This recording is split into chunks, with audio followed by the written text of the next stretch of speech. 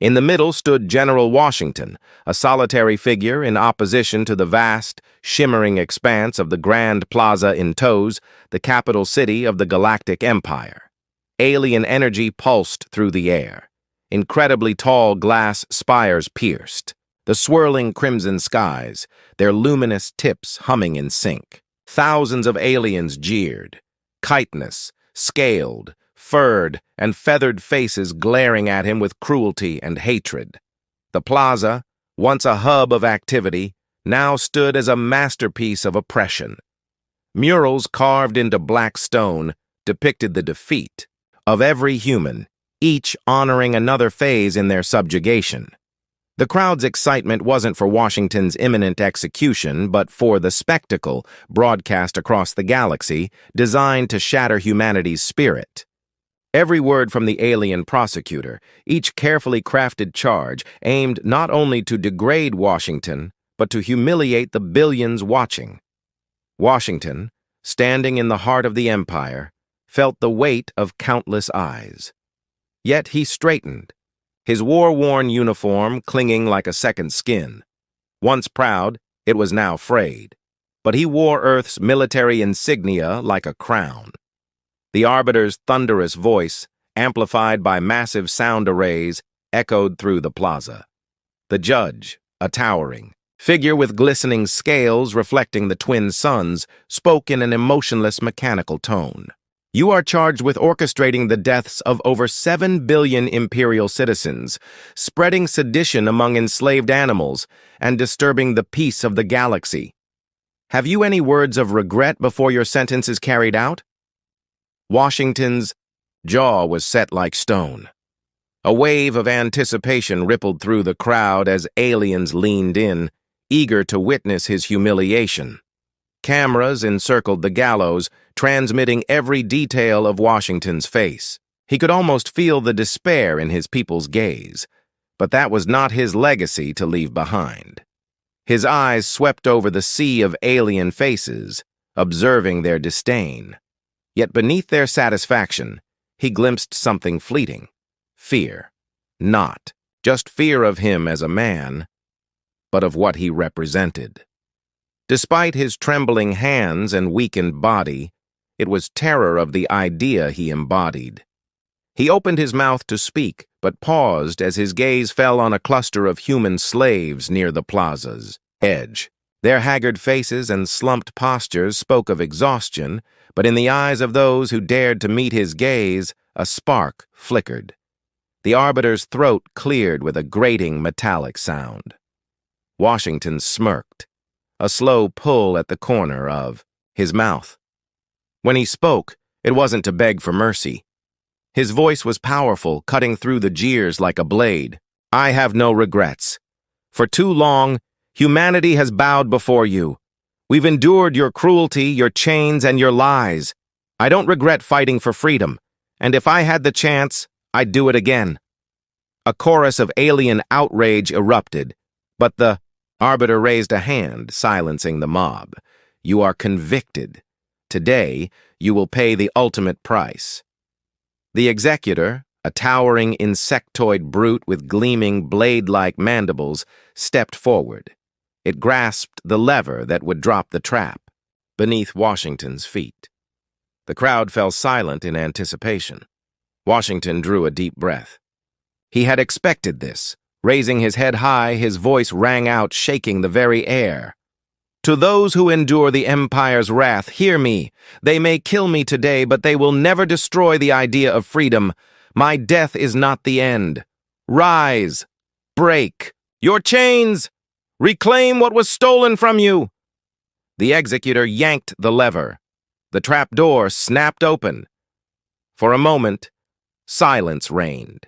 Then, high above the gallows, the sky shimmered. Stealth vessels emerged from the shadows, faint outlines against the twin suns. In the plaza, human slaves lifted their heads, chains rattling faintly. Hope flickered in their eyes. The arbiter's voice crackled with confusion, issuing commands as chaos spread.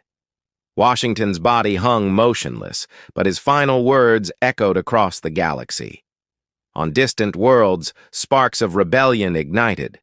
A young miner on Titan's Gulch dropped her pickaxe, turning not to labor, but to defiance.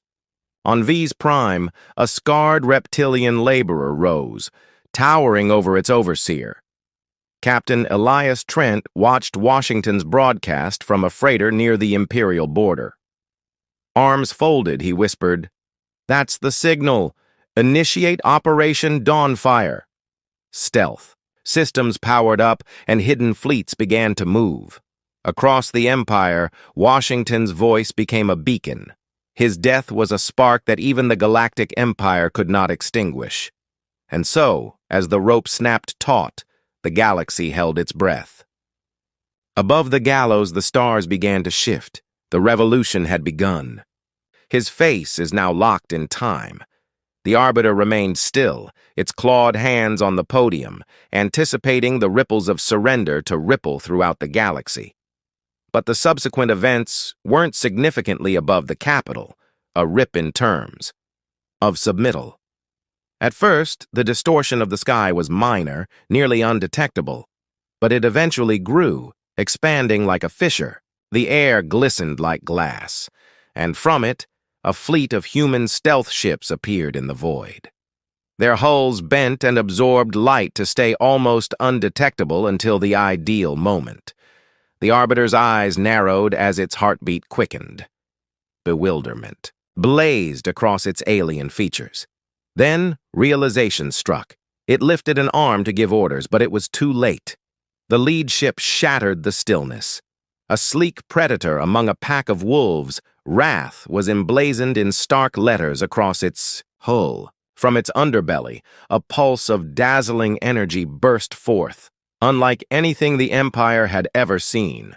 The pulse swung downward, striking one of the spires in the capital's center. The towering structure collapsed, glass and metal fragments, showering the square below. The people screamed, chaos erupting as they scattered. The extraterrestrial executioner pulled a lever and retreated from Washington's lifeless body. The Arbiter's mandibles clicked anxiously as it shouted commands, amplifying its voice across the square. But its orders were drowned out by the roar of engines and the thunderous blast of human weaponry. Amid the turmoil, the human slaves stationed around the plaza began to stir. Chains clattered to the ground. Tools were discreetly passed from hand to hand. A gaunt man broke through his bindings, a silver-haired slave. Washington had briefly met his eyes before death. Arthur Morrow was his name, a former soldier turned laborer. His body bore the scars of years of oppression, but his spirit now burned brightly. Morrow shouted, his voice piercing the chaos. He seized the fallen overseer's shock staff and drove it into the chest of a nearby alien guard. Inspired, the other slaves followed, their hesitation vanishing. The rebellion had awakened. Washington's dream was no longer distant. It had become reality. Across the galaxy, similar uprisings ignited. On V's Prime, a reptilian worker shattered its shackles and growled at a cowering overseer. In Gulch Titan, a child wielded a pickaxe, striking down the foreman who had tormented her and her fellow miners for years.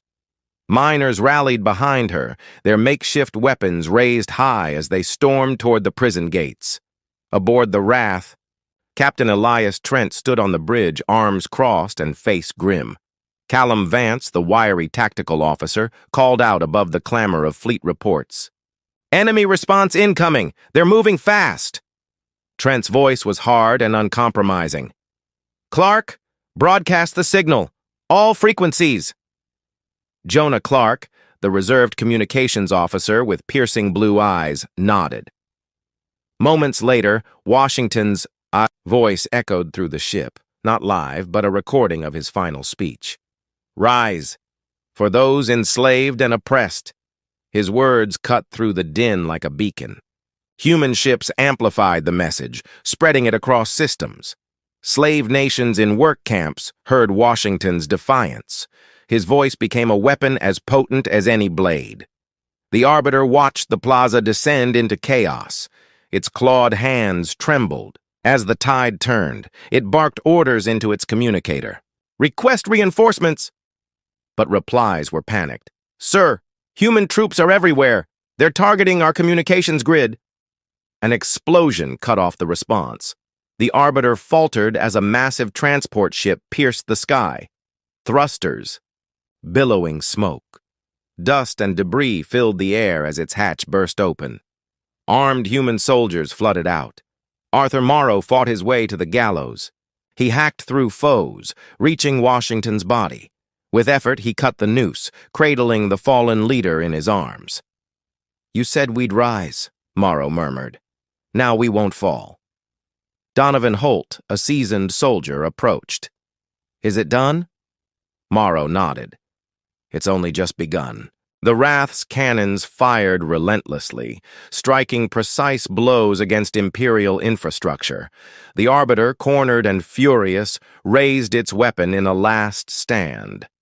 But Morrow stepped forward. "This is for Washington." With cold fury, he plunged, the shock staff into the Arbiter's chest. The alien collapsed. Imperial forces on the ground began to scatter.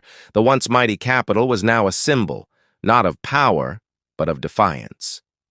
As twin suns rose, casting long shadows, Washington's recorded voice echoed one final time across the galaxy. The rebellion he sparked now burned bright. The human fleet ignited. Stealth ships soared, their sleek forms cutting through smoke and fire, striking at the Empire's heart. The galactic capital, once indomitable, now lay vulnerable. But the war was far from over. On the Wrath's bridge, Captain Trent stood, his face illuminated by distant fires. Knuckles white on the console, he listened to reports. "Multiple Imperial fleets incoming, sir. Signals are chaotic, but uprisings are spreading. 17 systems. 18, counting Zephyr. 4. A brief smile crossed Trent's face. Washington's sacrifice was not in vain. Alarms blared as Imperial destroyers emerged from hyperspace. The Wrath shook under enemy fire. Sparks flew. Yet Trent remained steady. "Target their weapons. Buy the fleet time." From the chaos, a transmission cut through. "Captain, it's the redemption."